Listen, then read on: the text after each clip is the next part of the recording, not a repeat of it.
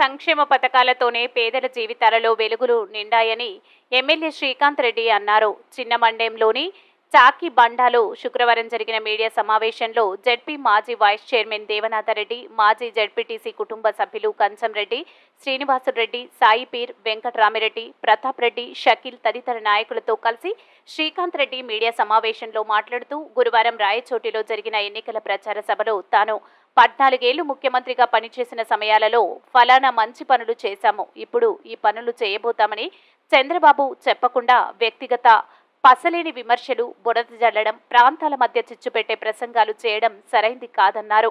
14 ఏళ్ల చంద్రబాబు పాలనలో రాయచోటి ప్రాంతానికి చెప్పుకునే శాశ్వత అభివృద్ధి పథకం ఒక్కటైనా ఉందా అని ప్రశ్నించారు.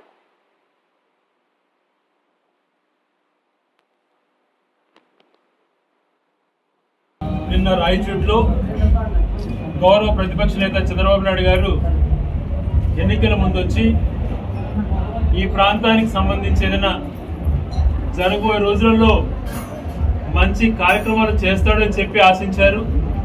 తన 15 సంవత్సరాల ముఖ్యమంత్రి పరిధిలో ఏమి చేయగలిగాడో చెప్తాడు అని వివరిస్తాడని అందరం భావించాం. ప్రతి ఒక్కరికి కూడా తెలుసు తన 14 సంవత్సరాల పాలనలో రాయచోట్లో ఇరువంత పని కూడా తను చేయలేదు అని చెప్పి, ఏ చిన్న పని కూడా, ఏ చిన్న ప్రజలకు ఉపయోగపడే కార్యక్రమం కూడా చేయకపోగా ఎన్నికల సమయంలో వచ్చి జగన్మోహన్ రెడ్డి గారి పైన బురద చల్లేటువంటి కార్యక్రమం, అభ్యర్థులమైన మా పైన ఏదో రాలిసిరే కార్యక్రమం చేసి పోవటమే రాజకీయ నైజం అనుకున్నాడు చంద్రబాబు నాయుడు గారు. తనని ఒక్కటే ప్రశ్నిస్తున్న తనని గాని, తన పార్టీ సానుభూతి పనులు గాని, మీకు 14 సంవత్సరాలు అధికారంలో ఉండే అవకాశాన్ని ప్రజలు ఇచ్చినప్పుడు ఇది ఫలానివి మేము ఇది చేయగలిగాం, ఇది చేయడంతో ప్రజలకు ఉపయోగపడింది, మేము ఫలానా కార్యక్రమం ప్రవేశపెట్టాం, దానివల్ల ప్రజలకు ఉపయోగపడింది అని చెప్పేటువంటి ధైర్యం మీకు లేకపోయింది. 5 సంవత్సరాలు పరిపాలన చేసిన రాజశేఖర రెడ్డి గారు దాదాపుగా 5 సంవత్సరాలు పూర్తి చేసుకున్నటువంటి జగన్మోహన్ రెడ్డి గారి పరిపాలన 10 సంవత్సరాలు ఉన్నా కూడా ఈరోజు ప్రతి పేదవాడికి ఆరోగ్యశ్రీ వచ్చిందంటే రాజశేఖర రెడ్డి గారు. ఏ ఇంటికి వెళ్ళినా ప్రతి ఒక్కడు కూడా షర్ట్ ఇప్పి ఓపెన్ హార్ట్ సర్జరీ లక్షలు ఖర్చు అయ్యేటువంటిది మాకు ఫ్రీగా జరిగిందని చెప్పేటువంటి పరిస్థితి. ఎన్నెన్నో రోగాలు వస్తే, మాకు యాక్సిడెంట్ అయినా, కాలుకు ఇది దెబ్బ తగిలినా, ఏది జరిగినా కూడా మాకు ఆరోగ్యశ్రీలో వచ్చిందని వేల మంది చెప్తున్నారు. మా ప్రాణాలు కాపాడాడు రాజశేఖర రెడ్డి గారు యొక్క స్కీమ్ వల్ల అని చెప్పేటువంటి ధైర్యం మాకు.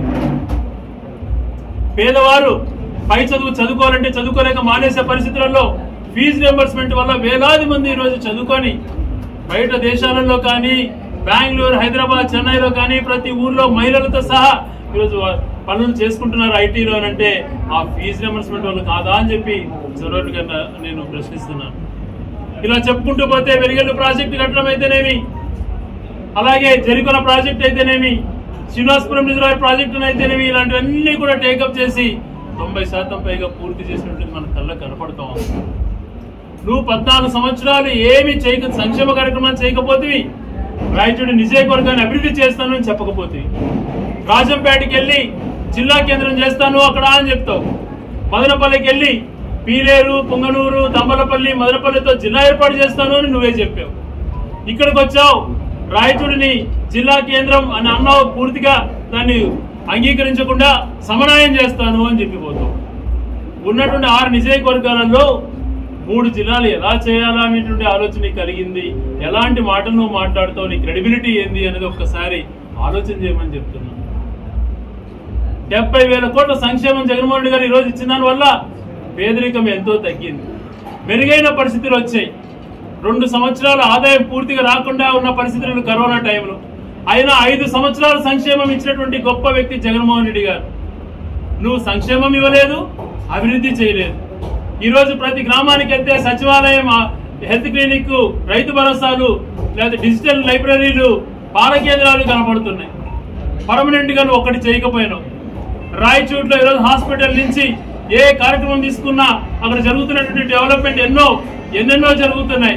అవన్నీ కూడా రాజశేఖర రెడ్డి గారు కొన్ని జరిగాయి, ఇప్పుడు జరుగుతున్నాయి. కానీ నీ హాయంలో ఏమీ జరగకపోయావు.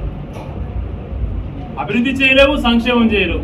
కేవలం జగన్మోహన్ రెడ్డి గారిని ఆడిపోసుకోవడం, అభ్యర్థుల పైన తిట్టిపోవడం, రెచ్చగొట్టడం మీ కార్యకర్తలు, అదొక్కటే నువ్వు చేయగలిగేది. 70,000 కోట్ల సంక్షేమంతోనే జగన్మోహన్ రెడ్డి గారు నిజంగానే ఆర్థిక పరిస్థితులు ఉన్నా కూడా ఏ రోజు కూడా ఆర్థిక పరిస్థితులను తప్పించుకోకుండా చేస్తూ వచ్చాడు.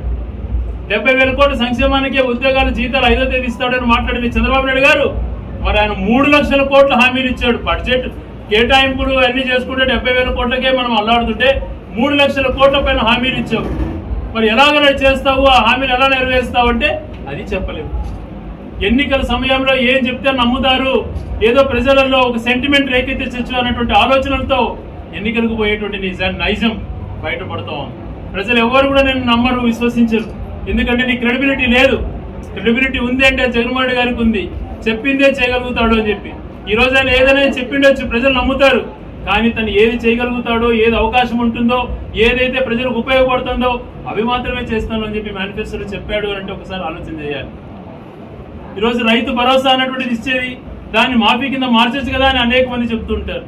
కానీ ఆర్బీఐ నామ్స్ ప్రకారం అది చాలా అవకాశం వాళ్ళు ఇవ్వట్లేదు. అదే రీతిలో 80,000 రూపాయలు రైతులకు సాయం చేయాలని చెప్పి సంకల్పించారు. గతంలో కూడా 50,000 అని చెప్పి 67,500 రైతు భరోసా కింద ఇచ్చినటువంటి వ్యక్తి జగన్మోహన్ రెడ్డి గారు. ఏ రకంగా చూసుకున్నా కూడా మంచి కార్యక్రమాలు చేపడుతున్నాడు కాబట్టి ప్రజల్లో ఆదరణ లభిస్తూ ఉంది. అది లేకుండా ఇష్టానుసారం మాట్లాడటం, వ్యక్తిగతంగా దూషించడం, వెనకల నుంచి స్లిప్పులు రాసిస్తే చదవటం, ఆయన చదవటం, మీ పత్రికలలో భూపోకాసులను రాయించుకోవడం హెడ్లైన్స్. నేను ఏ రోజు ఛాలెంజ్ చేశా, రెవెన్యూ రికార్డ్స్ అన్ని కూడా ట్రాన్స్పరెంట్ గా నోటీస్ బోర్డులో పెట్టాం. ఏ చిన్న తప్పు జరిగినా కూడా రాజకీయాల్లో వదిలేస్తానని చెప్పి ఆ రోజు ఛాలెంజ్ చేసిపోయినాను నేను. మరి అన్ని మీ వాళ్ళు అయ్యే బండారాలు బయటపడితే కనీసం మాట్లాడకుండా భయపడిపోయినటువంటి మీరు నా గురించి మాట్లాడతారు.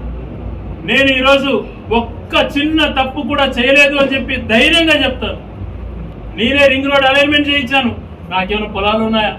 6,000 కోట్ల రూపాయల వ్యాపారం జరిగింది రాయచూడు చుట్టుపక్కల. పేద ప్రజల కోసం పాటుపడ్డాను. ఈరోజు జిల్లా కేంద్రాన్ని తీసుకొచ్చాను. చుట్టుపక్కల పూర్తిగా 6 మండల స్థాయిలో భూములు వాల్యూలు పెరిగాయి, రైతులకు మేలు జరిగింది. ఎన్నెంతో కాలంగా పరిష్కారం కానీ చుక్కల భూముల సమస్య పరిష్కారం చేశాను జగన్మోహన్ గారి వల్ల. పేద రైతులకు మేలు జరిగింది. వాళ్ళ స్వాధీనంలో ఉన్నటువంటి భూమి వాళ్ళు అమ్ముకోవడానికి అవకాశం లేకుండా ఉంటే ప్రతి రైతుకు కూడా 20 సంవత్సరాల అనుభవం ఉన్న ప్రతి రైతుకు అతనికే పొలాలు అందే విధంగా అతనికి అమ్ముకుంటే రైట్స్ కల్పించిన ప్రభుత్వం జగన్మోహన్ రెడ్డి గారిది అయితే నిందలు వేస్తూ భూములు లాక్కుంటారని మాట్లాడుతున్నారు. లాక్కుని చరిత్ర ఎవరికుందో